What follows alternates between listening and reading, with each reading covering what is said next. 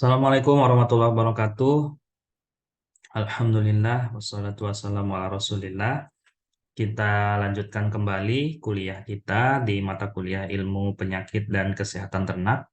Kali ini kita akan membahas sebuah penyakit yang disebut atau dikenal dengan nama brusellosis. Nah, kalau kalian perhatikan gambar sapi di depan, ya ini gambar sapi yang sedang terkena brusellosis, ya, di mana salah satu gejala dari penyakit ini, kalau kalian perhatikan, terjadinya pembengkakan pada sendi-sendi kaki, ya. Nah, kalau kalian perhatikan sini, lututnya, ya, khususnya di bagian sendi itu mengalami pembengkakan, di mana kalau kalian melihat kejadian seperti ini, kemungkinan, ya, dugaannya sapi ini terkena penyakit brusellosis. Nah, hari ini kita akan membahas apa itu penyakit brusellosis, ya, apa penyebabnya, bagaimana gejalanya, dan bagaimana juga cara penanggulangannya. Ya, kita lanjut. Ya, penyakit brusellosis, ya, itu pertama kali ditemukan oleh David Bruce. Tetapi David Bruce, dia ini seorang dokter manusia, ya, dan dia mengisolasi bakteri ini pada manusia. Ya, tahun 87 dia melakukan isolasi bakteri ini yang menyebabkan penyakit, ya, terhadap manusia. Pada saat itu dia tidak menemukan ada bakteri lain yang seperti yang dia temukan waktu itu, maka dia memberi nama bakteri itu pertama sekali adalah dengan nama Micrococcus melitensis, ya. Nah, kemudian tahun 1897, ya, ada ilmuwan juga, ya, namanya Bernhard Beng. Ya, Bernhard Beng ini tahun 97, ya, 10 tahun kemudian dia mengisolasi, ya, bakteri yang mirip dengan yang ditemukan oleh David Bruce, ya, dan dia kasih nama Bacillus abortus bovis. Ya, dia kasih nama Bacillus abortus bovis, di mana ini artinya adalah bakterinya berbentuk basil, ya, kemudian menyebabkan uh, abortus pada sapi, ya, bovis itu adalah sapi. Nah, kemudian beberapa waktu kemudian, ya, Bernhard Beng, ya, kemudian mencocokkan bakteri yang dia temukan dengan bakteri yang ditemukan oleh David Bruce, sehingga Micrococcus melitensis ini akhirnya digantilah namanya menjadi Brucella melitensis, ya, karena dia ditemukan pada manusia dan sangat parah. Kalau menyerang manusia ini bisa berakibat fatal, ya. Dan yang menyerang sapi atau ternak dikasih nama Brucella abortus. Nah, pemberian nama Brucella ini diambil dari kata Bruce, ya. Bruce ini adalah nama penemunya pertama kali. Ya, jadi Bernhard Beng dia tidak eh, mensematkan namanya pada saat pemberian nama, karena memang bakteri ini ditemukan pertama kali oleh David Bruce, maka namanya diubah, ya, menjadi Brucella melitensis. Nah, ini sinonimnya, ya. Mau tidak mau, ya, kalian harus hafal, ya, sinonim-sinonim ini. Ya, ada Malta fever. Ya, ini kalau penyakit pada manusia, ya, ada sebutan-sebutannya, ya, sama, ya, semuanya disebabkan oleh Brucella.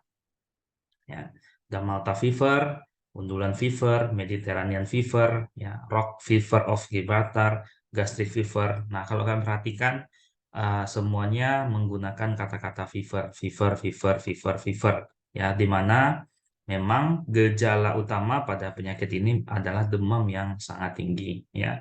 Kemudian terakhir adalah contagious abortion, ya, di mana nanti uh, gejalanya yang spesifik, ya, apabila terkena penyakit ini adalah terjadinya keguguran, ya. Kemudian kalau pada ternak, ya, ini dikenal dengan nama Banks disease, ya, ini sama, ya, penemunya, ya, dikasih nama Banks disease. Penemunya pertama kali, ya, penyakit ini ditemukan pada ternak itu oleh tadi, ya, Bernhard Bank, maka dikasih nama Banks disease, ya. Kemudian ada enzootic abortion. Nah, enzootic ini artinya dia itu hanya ditemukan oleh satu jenis ternak saja, sehingga pada saat itu penyakit brucellosis ini diduga hanya pada ternak saja, ya, sebelum tadi Bernhard Bank akhirnya mengkonfirmasi bahwasanya bakteri yang ditemukan oleh David Bruce ya juga sebenarnya sama, ya, mirip. Nah, kemudian dari enzootik ini dia berubah ya menjadi epizootik. Epizootik itu artinya wabah yang sudah meluas ya dan menjangkiti beberapa wilayah. Kemudian ada nama slinking of calves ya. Slinking itu artinya meluncur, calf itu janin ya. Jadi janinnya meluncur ya seperti itu ya. Jadi yang apabila sapi bunting atau ternak bunting ya terkena brucellosis maka dia akan mengalami keguguran ya, slinking of calves. Nah, kalau pada jantan ya, ternak jantan dia akan menyebabkan adanya epididymitis. Epididymitis ini adalah radang pada epididymis ya. Di dalam testis itu ada testis, kemudian ada epididymis. Epididymis itu organ reproduksi ya pada ternak yang berperan dalam menyimpan spermatozoa sementara, menyimpan, mematangkan. Nah, dia akan menyerang itu ya. Kemudian nanti dia akan menyebabkan epididymitis. Nah, kalau bahasa Indonesianya ya dikenal dengan nama penyakit kluron. Kluron itu artinya keguguran ya, menular. Nah, menular ini ya sama kayak gini ya, ada contagious, contagiousnya artinya menular. Jadi artinya penyakit ini memang akan menular ya, apakah itu nanti menular ke manusia dan juga akan menular ke ternak-ternak yang lain. Maka penyakit brucellosis ini ditetapkan sebagai salah satu penyakit zoonosis ya. Lanjut. Ya. Nah, penyakit brucellosis ya ini adalah penyakit bakterial. Ya, kalau minggu lalu ya kita bahas bahwasannya Jembrana dan rabies ya itu adalah penyakit yang disebabkan oleh virus, tapi pada penyakit brucellosis dia disebabkan oleh bakteri, sama seperti antraks ya. Antraks juga disebabkan oleh bakteri. Nah, penyakit bakterial menular yang secara primer menyerang sapi, kambing, babi, dan secara sekunder berbagai jenis ternak lainnya serta manusia ya. Jadi brucellosis ini ya secara primer artinya sasaran utama ya, atau bisa kita katakan ternak yang rentan itu adalah sapi, kambing, babi ya. Tetapi secara sekunder, sekunder artinya apa? Ya tidak rentan namun bisa menginfeksi ya, yaitu manusia. Nah, penyebabnya adalah bakteri yang dinamakan Brucella tadi ya. Nah, Brucella ini nanti ada banyak. Nanti kita akan jabarkan satu persatu ya apa saja Brucella ini. Jadi kalau tadi kan dia hanya Brucella melitensis, Brucella abortus ya, baru dua. Nanti kita akan lihat apa saja Brucella ini. Nah, gejala utamanya yang pertama itu adalah yang paling spesifik adalah dia akan menyebabkan abortus pada ternak betina ya. Kalau pada jantan dia akan menyebabkan radang testis ya, orchitis ya, radang testis dan infeksi kelenjar aksesoris pada pejantan. Kelenjar aksesoris misalnya kayak vesicula seminalis ya, kelenjar koper, kelenjar prostat. Nah, itu juga dia bisa menginfeksi. Dan kemudian akan menyebabkan infertilitas ya, udah pasti ya. Jadi dia brucellosis ini merupakan salah satu penyakit infertilitas pada ternak ya. Nah, oke, kita lanjut. Ya, ini kalau ini gambarnya ya. Ini adalah sebuah sel ya, sebuah sel. Ini kotak ini itu adalah sel. Nah, dia itu masuk ke dalam sel, menginfeksi ya, kemudian memakan isi-isi selnya. Ya, dia bersarang di situ. Nah, ini yang bulat-bulat, yang lonjong-lonjong ini dia bakteri Brucella. Nanti kita akan lihat lebih jauh ya. Nah, ini dia ya. Nah, ini adalah sebuah sel. Nih, kalau kalian lihat ya, ini adalah sebuah sel yang disebut dengan verosel. Verosel itu adalah sel kanker yang diisolasi dari monyet hijau, green monkey yang ada di Afrika. Nah, diisolasi ya sel kanker ini. Kemudian ternyata ketika dia di inokulasi ya dengan bakteri Brucella, bakteri Brucella itu ternyata berhasil masuk ke dalam sitoplasma sel. Nih kalau kalian perhatikan, ini ada sel, ini inti selnya nih, yang bulat di tengah inti sel. Kemudian ini membran selnya, ya, membran sel. Nah, dia masuk ya. Jadi bakterinya itu lebih kecil daripada sel. Nah, dia itu bisa masuk. Nah, dia itu mirip virus, ya. Dia masuk ya ke dalam sel, ya, dia masuk ke dalam sel. Kemudian dia akan memperbanyak diri ya di dalam sel. Kemudian nanti dia akan membentuk apa namanya, rongga-rongga di dalam sel ya ketika dia memperbanyak diri. Kemudian nanti sel ini lama-lama akan pecah. Nah, kemudian bakterinya akan keluar. Nah, seperti itu ya. Jadi dia masuk ke dalam sel, jadi dia bolongin nih, dia makan, ya, dia bolongin, kemudian dia masuk, nanti kemudian dia akan berkembang biak membelah diri di dalam sel ini. Ya, beda dengan virus ya. Kalau virus dia nanti akan membajak DNA sel ini, tapi Brucella tidak ya. Dia menjadikan sel ini hanya sebagai tempat memperbanyak dirinya, membelah diri dan juga sebagai nutrisi bagi dia ya, makanannya, pelindungnya ya. Kemudian dia akan memperbanyak diri, kemudian nanti setelah banyak dia akan pecah dan bakterinya akan keluar ya. Ya, ini kalau kita lakukan isolasi ya pada media agar ya, kalau ini agar biasa, kalau ini agar darah. Nah, kalau ini kita lakukan dengan pewarnaan gram, maka dia akan berwarna merah, di mana warna merah ya pada pewarnaan gram itu menandakan bahwasanya bakteri ini adalah gram negatif. Ya, kalau antraks ya kemarin kita lihat dia adalah gram positif ya, warnanya ungu. Tapi kalau Brucella dia bakteri gram negatif dan kalau dikasih pewarnaan gram dia akan berwarna merah. Nah, ini yang sebelah kanan, ini adalah media agar darah. Ya. Kalau beberapa minggu yang lalu ya kita bahas penyakit antraks. Nah, dia bentuknya berkaput medusa ya, gelombang apa koloninya besar-besar. Nah, tapi kalau Brucella dia koloninya kecil-kecil nih, bintik-bintik ya, putih, bintik-bintik seperti manik-manik ya, warnanya putih. eh, dan dia koloninya seperti ini ya. Jadi dia tidak kecil-kecil ya, tidak besar-besar seperti antraks ya.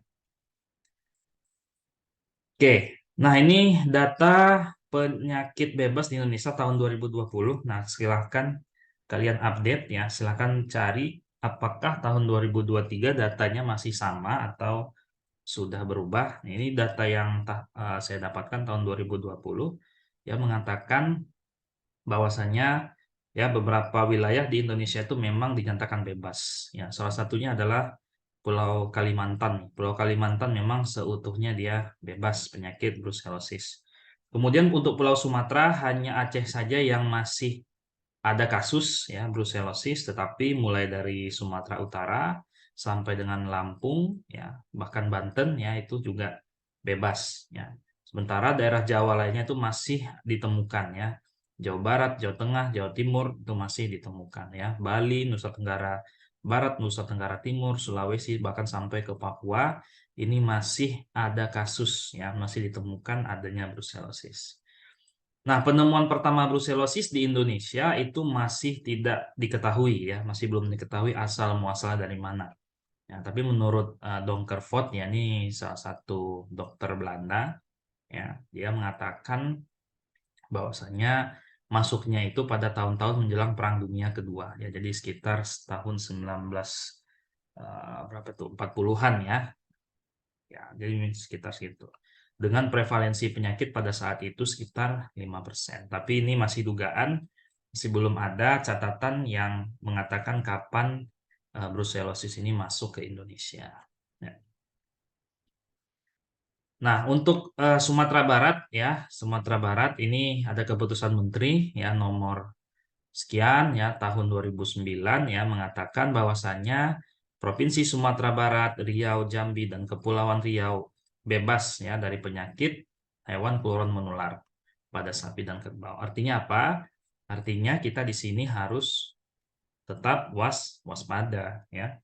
Harus selalu menjaga perbatasan-perbatasan, pintu-pintu masuknya ternak dari luar, dan harus selalu dikarantina untuk menghindari adanya penyakit brusellosis itu masuk ke daerah yang bebas. Ya.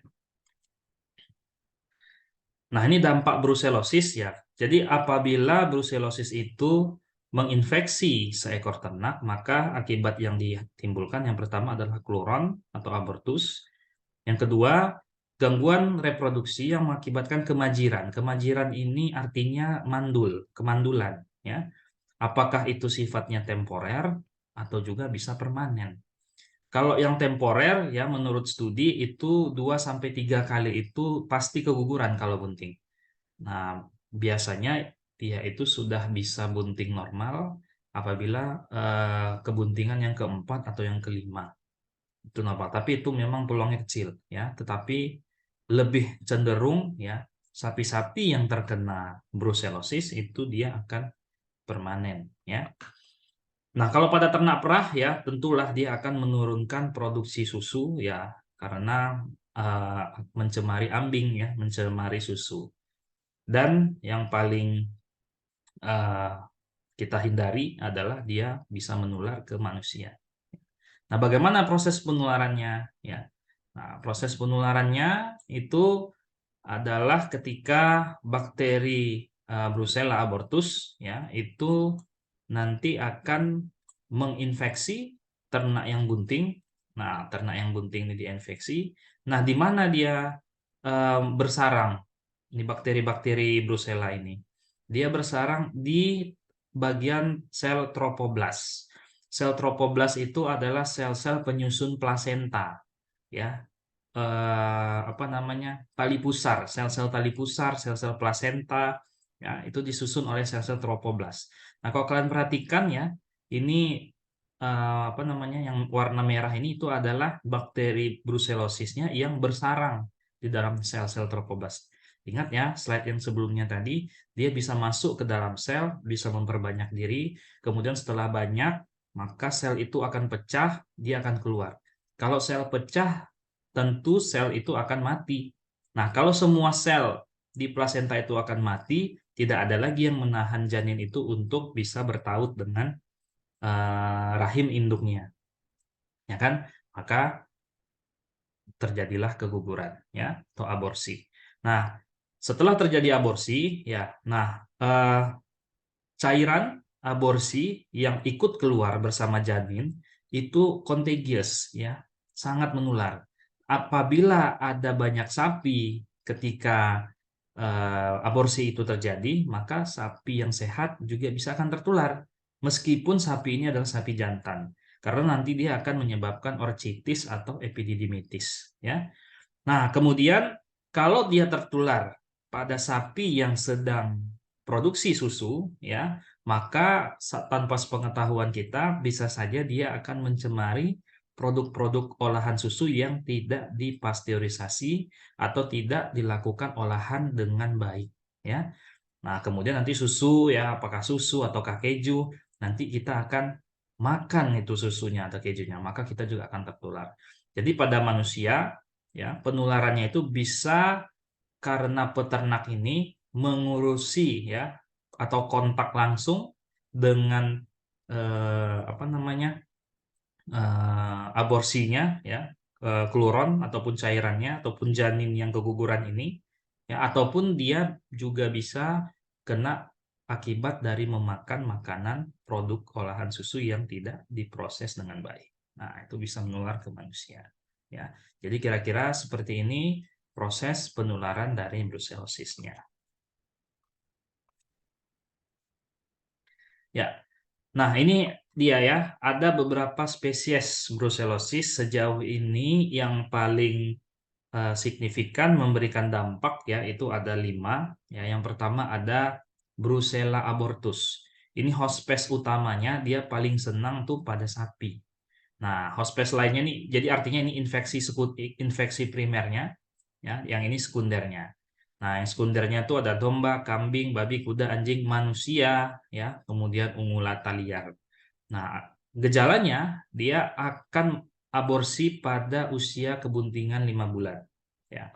Cara penularannya bisa melalui ingesti, ya. Kemudian beberapa juga mineral, ya. Ingesti ini pencernaan atau bisa juga melalui reproduksi, ya. Kemudian kalau penyakit pada manusia, kalau Brucella abortus menyerang manusia, maka dia disebut dengan undulan fever. Nah, kemudian nanti akan dikontrol dengan pemberian antibiotik, ya. Antibiotik itu ingat, antibiotik adalah bahan yang diberikan apabila terjangkit penyakit yang disebabkan oleh bakteri, ya. Kemudian yang kedua ada Brucella melitensis. Nah, Brucella melitensis ini infeksi sekunder atau hospes utamanya itu adalah domba, kambing, kerbau, ya, di mana infeksi sekundernya adalah sapi, babi, anjing, juga manusia, ya, dan unta. Nah, gejalanya ini dia akan abortus pada trimester akhir, ya. Jadi usia kandungan 7, 8, 9 bulan, ya. Ataupun kalau memang dia selamat, ya, maka fetus yang dilahirkan itu akan lemah, ya. Kemudian pada kambing, ya, dia akan menyebabkan mastitis, ya. Cara penularannya biasanya melalui pencernaan, ya. Nah, kalau pada manusia, Brucella melitensis ini akan menyebabkan penyakit Malta fever, di mana penyakit Malta fever ini bersifat fatal, ya, pada manusia, bisa menyebabkan kematian. Yang ketiga ada Brucella ovis, ya. Ovis ini artinya domba atau kambing, ya. Dia hospes utamanya adalah domba. Hospes lainnya tidak ada, ya, atau belum diketahui sampai sekarang. Dan abortus itu jarang terjadi. Jadi sifatnya itu tidak separah Brucella abortus ataupun Brucella melitensis, ya, jarang terjadi. Cara penularannya juga tidak diketahui, ya. Penyakit pada manusia juga tidak ada, ya. Belum ada kasus Brucella ovis menyerang manusia. Kemudian ada Brucella Swiss. Nah, Swiss ini artinya babi, artinya adalah hospes utamanya babi. Hospes lainnya sapi, kuda, anjing, reindeer, dan karibau. Ya, reindeer ini dan karibau ini sejenis rusa, ya. Dia menyebabkan abortus, ya, dan infertilitas. Ya. Cara penularannya melalui pencernaan juga melalui reproduksi. Penyakit pada manusia itu bisa menyebabkan kematian, jadi fatal, ya. Oke. Kemudian ada Brucella canis, ya. Canis itu artinya anjing karena hospes utamanya adalah anjing. Hospes lainnya manusia. Kalau pada anjing, ya, dia akan abortus pada usia kebuntingan 40 sampai 60 hari. Cara penularannya melalui reproduksi. Nah, ini kalau menyerang manusia bersifat ringan, ya. Jadi ada 3, ya, yang bersifat sangat merugikan baik pada ternak maupun pada manusia, yaitu adalah Brucella abortus, ya, kemudian Brucella melitensis, dan yang ketiga adalah Brucella Swiss, ya. Kalau kalian perhatikan, Brucella abortus, ya, kalau pada manusia dia menyebabkan demam tinggi, ya, kemudian melitensis dia fatal, Brucella Swiss juga bisa menyebabkan kematian pada manusia. Jadi 3 ini memang yang paling berbahaya, ya, dibandingkan yang lain. Oke, kita lanjut. Nah, ini gejala, ya. Gejalanya yang pertama dia itu infeksi pada kelompok yang tidak divaksinasi, ya, ditandai dengan penyebaran penyakit yang cepat dan banyak terjadi abortus, ya. Jadi dalam misalnya ketika kita melakukan uh, penyerentakan estrus, ya, sinkronisasi estrus, kemudian kita IB banyak yang bunting, hanya ada satu aja yang kena, maka nanti yang bunting satu ini keguguran, maka yang lain tuh akan kena juga, ya. Jadi tandanya, jadi kalau misalnya ada dari 100 ekor ternak, misalnya kan sapi, tiba-tiba satu keguguran, ya, kemudian nanti beberapa minggu kemudian diikuti oleh sapi-sapi yang lain juga mengalami keguguran, maka itu menandakan bahwasanya sapi yang pertama kali keguguran itu sudah terinfeksi oleh brucellosis, ya. Kemudian kulon menular permanen, kulon menular yang dapat diikuti dengan kemajeran temporer atau permanen, ya, tadi sudah dijelaskan. Kalau penyakit ini bisa menyebabkan kemandulan, apakah itu sifatnya temporer atau sementara, ataupun juga bisa menjadi permanen, ya. Kemudian penurunan produksi susu, ya, kalau pada ternak perah, ya, kulon yang disebabkan Brucella abortus biasanya terjadi pada kebuntingan berumur 5 sampai 8 bulan. cairan janin yang keluar waktu triakuloron terlihat keruh. Nah, ini juga ciri-cirinya ya. Jadi kalau anak sapi itu lahir biasanya cairannya itu tidak keruh ya. Nah, ataupun kalau misalnya terjadi keguguran yang bukan diakibatkan oleh brusellosis, dia tidak keruh. Ya, keruh itu tanda bahwasanya bakteri Brucella itu sudah berkembang banyak di situ ya. Kemudian pada ternak jantan dia akan epididymitis ya. Epididymisnya mengalami pembengkakan atau peradangan dan juga orchitis, testisnya ya. Jadi nggak cuma epididymis bahkan sampai ke testis. Kemudian ini juga ya kebengkakan pada persendian kaki ya, di mana Brucella juga akan sampai masuk ke persendian-persendian ya, dia akan bersarang di situ kemudian akan menyebabkan pembengkakan pada kaki ya, khususnya pada bagian sendi. Nah, ini kalau kalian lihat ya, ini ada dua domba ya, yang domba yang sebelah kanan ini adalah domba yang normal ya, kalau kalian lihat, sementara yang kiri adalah domba yang terinfeksi brucellosis, di mana kalau kalian lihat di sini testisnya sudah mengalami pembengkakan. Nah, ini apakah orchitis atau epididymitis ya. Nah, kalau dilihat ya, setelah dilakukan pembedahan ternyata dua-duanya mengalami pembengkakan ya. Nah, kalau kalian lihat testisnya orchitis ya, dia mengalami pembengkakan pada testis, radang pada testis, juga pada epididymis ya. Jadi kedua-duanya dia sudah mengalami peradangan ya. Sementara yang sebelah sini itu yang normal, bagus ya, masih segar, normal ya. Ini yang eh, eh, terinfeksi brucellosis. Nah, ini pada plasenta ya. Sebenarnya brucellosis ini dia paling senang bersarang itu di sel-sel plasenta. Yang tadi dikatakan adalah sel-sel trofoblast ya, dia bersenang. Nah, ini kalau kalian lihat adanya peradangan ya, kemerahan ini pada plasenta ya, ini artinya dia ada brucellosis. Kemudian kalau kalian perhatikan di yang merah ini ada bagian-bagian yang coklat ini ya, eksudatnya ya, disitulah sebenarnya dia paling banyak ya, di situ dia bersarang. Nah, ini adalah kaki dari sapi perah ya, sapi FH yang terinfeksi oleh brucellosis ya.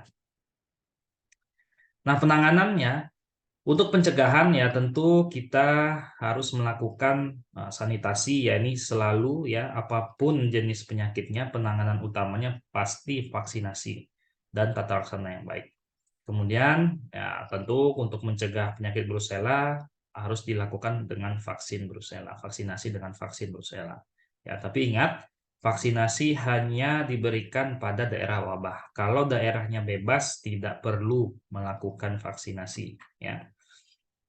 Kemudian untuk pengobatan ya, belum ada pengobatan yang efektif ya terhadap penyakit brucellosis. Ya, usaha ditujukan langsung pada pengawasan dan pencegahan kelompok yang terinfeksi dan diuji dengan interval teratur 2-3 kali uji negatif baru dilakukan vaksinasi ya.